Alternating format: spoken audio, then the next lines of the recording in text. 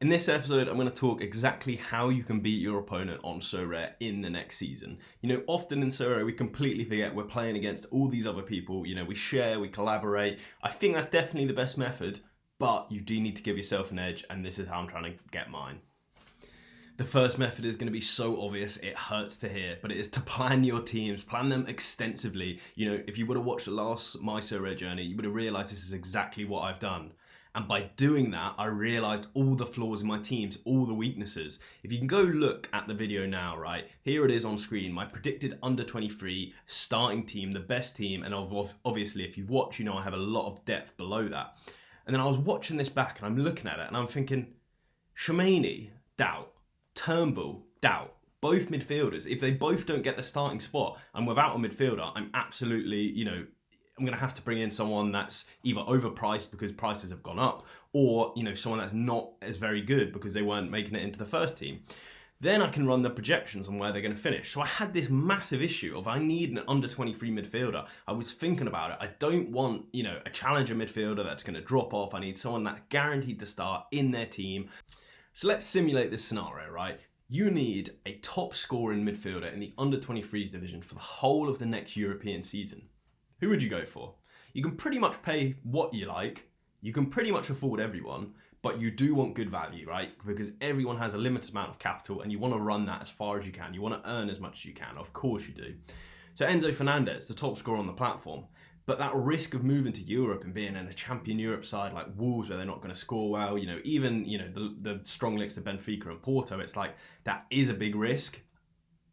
Not one I'd be willing to take right now. A bit like Koku here, it's such a risk moving clubs. I just want to avoid that for this particular position. And Kunu, he's dropping out of the under 23s and he is, absolute top end. For someone that's not under 23s, he's not guaranteed to start in his national team. A bit overvalued potentially in my eyes. Szymanski I already have, and the whole Russia links obviously, and potentially moving clubs. Joey Veerman. So Veerman's everyone's go-to choice, right? They're looking at this and thinking PSV, under 23, Cam, centre mid role, should be guaranteed to score well. It's a couple of question marks for me, right? So the last 5 of 55 would indicate he's not doing too well, but that is a negative decisive action in there, a couple of those. I think there might have been 2. And then generally his average is coming down from 62 to 61. And that's fine, even if he does score 60, which is where I expect him to. I think he's going to have a more nailed role in the position. He's already priced to be the top under 23 midfielder. In my eyes, that's not guaranteed. He is the most expensive on this list. So it's like, do you want to go out and pay the most expensive for a player you don't really believe in? There is still question marks about it, but everyone else seems to be hyping into them. And this is why I'm telling you to try and think about beating your opponent. Everyone is looking at the same screen and thinking, well, Veerman's pretty nailed, he's going to stay at his club, but he's already the most expensive. Can you save a little bit of money or try and make a little bit of money in the meantime with the money you save? And let me explain what I've done, and it might become a little bit more clear. So Sangari's getting a move. Gedson Fernandez is looking good, but again, he is, a risk. He's just moving to a new club. I personally don't know much about the Turkish league anyway. Definitely someone I'd consider. He'd probably be my backup option, but not my first choice. Ayo Tanaka's in the Bundesliga too. David Turnbull we already have and is a risk. Bruno Guimaraes is at Newcastle. De Jorde here is in America, so he's not going to have the full season. And then I fell to Pedri. So Pedri, absolutely expensive, obviously. He's so hyped as the golden boy. I think he won the award. He's got so many years left of the under 23 utility. But when I really thought about it, everything clicked for Pedri. So looking at Pedri, his scores aren't too bad at all. Last 15 is 63 is good. Last 40 is 59 is, just better than average. He's only played a couple of games, but in those games, getting 85 off 1 decisive action is pretty solid. And then 5 decisive actions and 20 starts isn't, too bad either, especially when you consider a lot of those were a long time ago. So if you drill down to, the last 15 games, you'll see that, 6 starts, 3 decisive actions are a lot more appropriate. Or at least better for his scores, right? And it's like, well, how are these scores going to look next year? Because last year isn't, an exact copy of what's going to happen this year. And then I think about Barcelona in general. So I'm thinking, okay, so Xavi's came in as the manager. He seems to be doing quite well. Back end of the season, they had some ridiculously good results. I'm thinking of Real Madrid, where they pumped them 4-0. Now, of course, this isn't the full Real Madrid team. You'll see Benzema wasn't playing, and this was, before the Champions League. But there is some really key players in there still playing. It wasn't a second team, really. And then you realise they're away from home, and just, the absolute dominance to do that at the Bernabeu is ridiculous. And then on top of that, you have who they're linked to this window. They are linked to Lewandowski very, very strongly. If you put Lewandowski in this team, he's going to score so many goals, and, attacking midfielders like Pedri are going to be setting them up. We have, Frank Kessie in from AC Milan to do the defensive work. So I'm looking at the projections for the scores, and I'm adding, 4-5 points out on average, which puts him to, one of the best under 23s players there are. And I'm thinking, okay, well, he could be overvalued, He's a very obvious pick. Everyone in the world knows him. Let's compare his prices then. So Bruno Guimaraes is ahead of him, but of course there's no sales data for limited cards. There isn't any, so he's out of the question. And then we're looking at, he's cheaper than Nkunku. And I'll just flash up on screen here. He has gone up 10% this week, whilst ETH has also gone up 20%. So, I wasn't looking at these prices directly. I was actually looking at him at a far cheaper price. And I was looking at Nkunku scores, and I'm like, okay, well, I think he can, put similar scores up, if not outscore him. And then it hit me that, Nkunku's not guaranteed to play in the French team, but Pedri's guaranteed to play in the Spanish team, at least in my eyes. So in that Spanish team, he slots in as an under 23. What do we have coming next? The World Cup. How many top scoring, just players in general, are getting into a top European side that could win the World Cup? There isn't many at all, and I do have some of the others. So we have potentially better scores, we have national team utility at a fair price, and then I was listening to the John Nellis podcast, and he's speaking to Channy, and he asked him what he thinks happened if the Premier League comes on board. And he says pretty much something along the lines of, well, I think Champion Europe players will go up in price because people want Premier League players, but they won't be willing to pay the Premier League prices. And it was just like, it's so obvious, but it was like, I'd been thinking of this question for so long and how I would answer it, just to improve my own game and get players that will rise in value. And I was like, yeah, of course that's going to happen. That's exactly what's going to play out if we get the Premier League. And I thought, well, someone like Pedri is just going to absolutely boom because everyone knows him. He's such a collectible card. If you think of young players that are going to do well for years to come, it is pretty much Pedri, right? That's why he won the Golden Boy. That's pretty much their projections for the future, right? So we have the potential of him going up in price. We have the potential of him getting better scores. We have World Cup utility, all at a fair price. I was absolutely sold. I even went and got a second opinion from a Barcelona, fan. I have these connections. I always get a second opinion to your thoughts. And if you can have someone who's pretty much an expert, right, I think that's fair. Now, of course, you have to take into consideration biases and what their thoughts are. I won't say who it was in case he doesn't want to be named, but this was their reply. So yeah. I'm head over heels for Pedri. I hope he does well. Of course, there's the injury risk, there's downsides. No one really knows what's going to happen. But I think he's a smart bet for under 23s. But it doesn't stop there. Because when you look at the Real Madrid scores, and, of course, he scored average there. He got 60, which is, pretty much his average scores. I'm thinking, well, can we stack him? And, of course, Ferran Torres is playing here, and I really rate Ferran Torres. Ousmane Dembele looks like he could be leaving. But we all know the main man that's actually going to slot in there when he's back. And let me just show you. Of course I went and picked up the Barcelona stack of Ansu Fati and Pedri. I was so buzzing for this. I could not sleep at night thinking about playing these teams. That's how much of a geek I actually am. I'd been thinking of needing an under 23 midfielder for so long, and it finally came together. You will also see Enzo Fernandez. I'll get to that in a second, don't worry. Now, I didn't just get Fati because he links with Pedri and, he's got years of utility left. It's because when I was walking around the new camp, he actually stopped me and said, I love your My Sorare journey. Your Sorare videos are incredible. Can I take a photo of you? Don't believe it? There's a photo for you. And I thought, what a nice guy to do that. I didn't even know he was a subscriber, but I really appreciated that. And then on top of that, I look at Vinicius Jr., who I absolutely love and is a monster, right? But why is Fati 3 times cheaper? It just doesn't really make sense to me. Like, of course, Fati's got his injury risks, but he's also got many years left of utility in, pretty similar teams, in fact, in terms of their dominance in the league.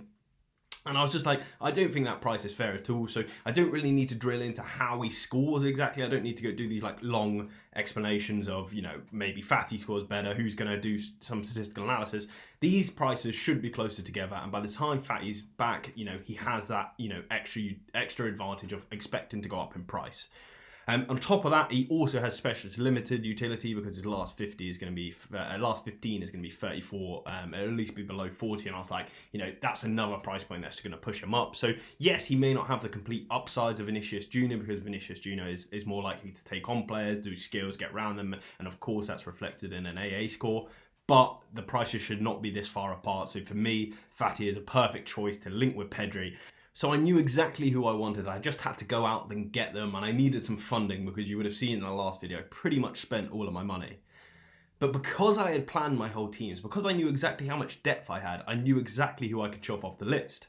For example, Donyell Marlon was, my last forward on the fourth selection of my under-23s team, so he could go. Under was, just someone I had to bite the bullet on because I'd overspent for, was it Nations League utility, and these things happen. You can't be afford to lock in losses. It's really tough. I lost £100 on under for like 4 games. It was so stupid of me to do it, but it was a lot more fun. It had that, upside. I could win a card. I didn't. These things happen. You have to write off your losses sometimes and focus on the future. And then I started just selling off all these American players. I was like, Dela Cruz is cool, but I don't have strong enough players to compete anymore. I've sold my River Plate stack. Let's just get rid of them all. Let's focus on next season. You'll make a lot more, capital appreciation in the time you would compared to, if I'd, kept those teams and tried to run them and win rewards. I expect that I'll win a lot more money from the prices going up in value compared to rewards I might have potentially won. So yeah, happy to get rid of them. People like Luka Jovic here are obviously tough to get rid of at the same time because it's like, yes, he's very good. He might get moved to another club. And, I was, speculating that he'll go to another club and be a better scorer. But I was like, everyone's low in value right now. Let's condense these and get a better player like Pedri, like Fati. It'll have a lot better benefits. I've already spoke about why I think they are both undervalued. So, selling someone else that I think could get a good transfer doesn't really matter. And selling someone for a loss because they're low in price doesn't really matter either because the whole market's moved in the same way. So, yeah, again, don't be afraid to lock in losses. Orly and Shemani, you might be wondering, oh, you sold your best player. No, I had 2 of him, or one of my favourite players. I had 2 of him. I've still got the other one. He's staying in the club for a very long time. Yang Han Bean, again, it's like, that's going to cost me putting out a team. But those teams weren't projected to win very much, so it doesn't really matter. Pointless card. And then we got the deal. So I reached out to someone about their Pedri, and they're like, it's not really like, you either pay the price or you don't. And his price was well too high. And he was like, but I do want your tap soda. And I was like, well, tap soda's not for sale. And then eventually we got on this, really healthy, great discussion where it's like, well, I don't want to give this away. You don't want to give this away. The perfect swap is to do that basically. So I got Pedri. He offered me Enzo Fernandez as well. And I was like, I love Enzo so much. He's won us so many rewards. It was tough to get rid of him. And if anything, it was a little bit of a mistake. And of course, I didn't want to get rid of Tapsoda, but because I'd done my research, because I knew the depth of my rare team as well, I already have a challenger, defender rare that can slot in that same spot. So even if I can't afford a replacement, I can do that. So that's what it is. I also sent 0.44 on top of that.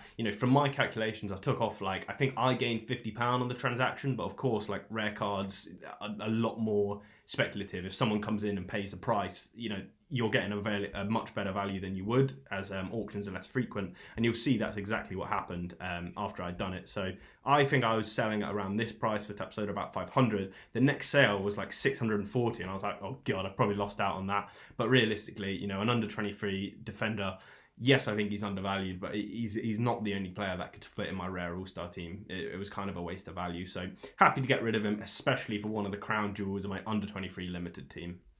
So last week on Sorare Data, I was talking about this, action where you can simulate your teams and how they'll do. There's actually a concept limited builder, so you can do it with players you don't even own. So I was using this a lot before purchasing and before the transfers to simulate how I'll do. But when these players all hit, they really all hit together. I mean, this is going to be podium potential team. This is pretty much the first team I'm going to be running with. Of course, you might be wondering where the Barcelona stack is in this, but we don't know how the Barcelona stack's going to play together, when they're going to play. They were both out injured at the end of last season. So, in my mind, it's going to be this team. But of course, when Barcelona hit the ground, if they're all playing together, they will slot in. It's the same for Orlean and all the other under 23 depth I do have. There's so many dependent parts, but this is a pretty much nailed team where they can just play and they will score well. So then I was able to plan the best 5 cards in every division I'm planning on next season to really, put myself ahead of the rest of the platform to see where weaknesses are and improve where necessary. And at the moment, I'm absolutely loving my team. So under 23, you know, Upamecano, Enzo Fernandez, Vinicius Jr. and Jota. Those should be absolutely monsters. Whichever under 23 goalkeeper I think will score best, I'll obviously slot them in. Diogo Costa is probably the most likely. Champion Europe is pretty much a PSG stack with Toni Kroos stuck in the middle of it. You know, if you think the way I do about Toni Kroos, I think he's going to put up monster scores next season. Yes, he might play less minutes to Camavinga or Tchouaméni, but it shouldn't have too much of an impact. And then alternatively, I think PSG will have a much better year if they get rid of Pochettino. I really don't rate him very highly as a manager. And then on top of that, we hope Donnarumma gets nailed as the starting. If he doesn't, I've still got Bono as a reserve keeper for him to slot in Champion Europe, who might get worse scores, you might get better scores. It all depends on, you know, the goalkeeper matrix and all the rest of it. But Messi and Neymar leading the line. Who doesn't want that in their team? So then Global All-Star is actually made up of the Celtic stack because, you know, together I think we could be really defensively and put up some of the best defensive scores there are. And then kind of the Barcelona stack, depending on how they play, of course. So if they are scoring, you know, top-end scores, they're going to be in the under-23s, and the under-23s players will slot into here. And, you know, it's one of those where it's kind of roll with the fixtures, see how people do. Yes, some people would say that you're wasting money by having under 23 players in All-Star, but we're focusing on under 23. That is the main division. The second thought is All-Star, so it really doesn't matter to me. And of course, we've got people like Fatty that I said could drop out into the Specialist Limited League. So if they are, you know, if they continue to be as good as they are now in terms of rewards, of course I'm going to keep, you know, the best players in there, and that will adjust the teams. But it's just kind of like a projection, and you can do your own assessment of how you think people will score. I don't think Fatty will be putting up averages of 44. I think he'll be much closer to 60, and therefore, you know, you can work out where you think your players will finish and how strong you actually are.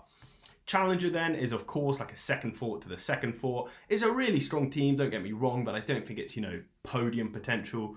But it can still win rewards quite frequently, so I'm happy to play it. Mixed All-Stars is kind of your best of the rest, so some pretty strong players in there. And like I said, these will be going into the underdog or the limited leagues, or if there was a limited pro, then these players would take, you know, probably the limited spot, and my better players would be pushed up to limited pro. That's just kind of how the game works. All-Star Rare, these look to be the 5 best players, and yeah, it's just a defensive stack for Istanbul, and then hopefully a Celtic stack. I would love it if we signed Vinicius Souza. It would be incredible for me and for Celtic in general. So yeah, really looking forward to playing that. And obviously, like I spoke about last time, it's not about winning, it's not about podium, and it's just about hitting consistently rewards, but always hitting the threshold. So a lot of people will not be planning for this, but I've already planned my World Cup under 23 team, and I'll struggle to see anyone getting, you know, as good a team as me on paper. Of course, you could have had Mbappe, but, you know, a very, very expensive player. You need to guarantee your returns. I am considering it, but looks unlikely. And then, of course, you'll see the fixture selection at the time. There could be injuries. I don't want to go too far into it. It could just be 4 game weeks. But realistically, everyone's going to FOMO into it. This is the World Cup. We've never had one on Sorare, which, of course, leads us to the World Cup team, which is pretty much Brazilian. If I am able to pick up an Alisson, I will. And maybe a midfielder in there. What I'm hoping to do is actually win 2 of those. So win a goalkeeper, or win enough where I can afford a goalkeeper and a midfielder for the World Cup. That is how I plan to outplan everyone next season. I think you should be doing similar. Like I said in my last video, you know, that was my projected plan. I found weaknesses in that plan. I've strengthened. This is now my teams going forward. I can change them. I can chop them. But that is my plan. We are competing against each other. All the best to you. If you did like this video, please give it a like. Please subscribe to the channel. And yeah, cheers. Cheers.